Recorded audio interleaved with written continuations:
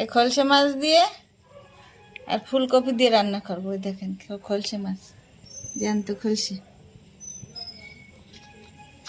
না রে না,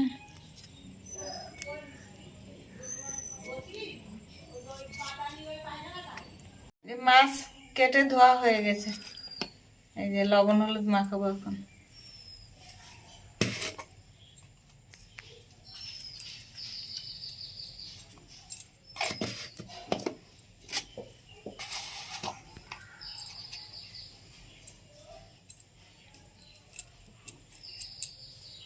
ফুলকপি আলু কেটে ধুয়ে নিয়েছি, এবার দেখাচ্ছি কিভাবে রান্না করব।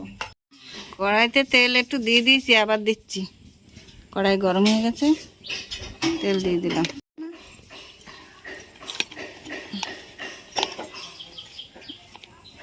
মাছ তেলে দিচ্ছি ভাজার জন্য।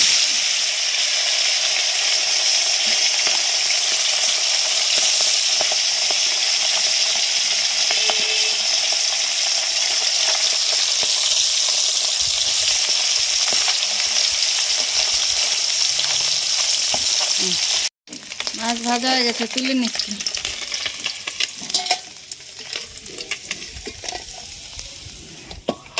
বাকি মাছগুলো ভেজে নেব। তেলে আদা দেবো,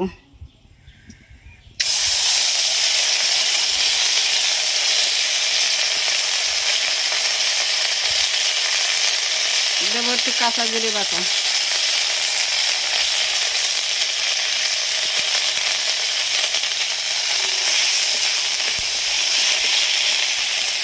এবারে ফুলকপি আর আলুগুলো ঢেলে দেবো।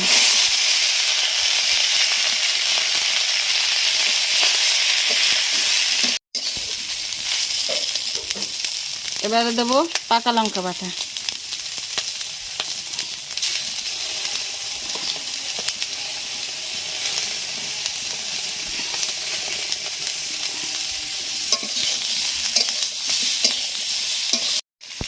দেবো লবণ আন্দাজ মতো,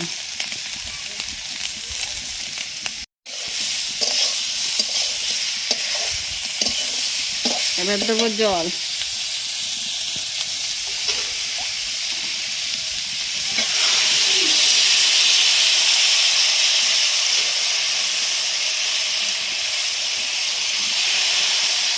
দেবো হলুদ। তরকারি ফুটে গেছে, মাছগুলো দিয়ে দিচ্ছি।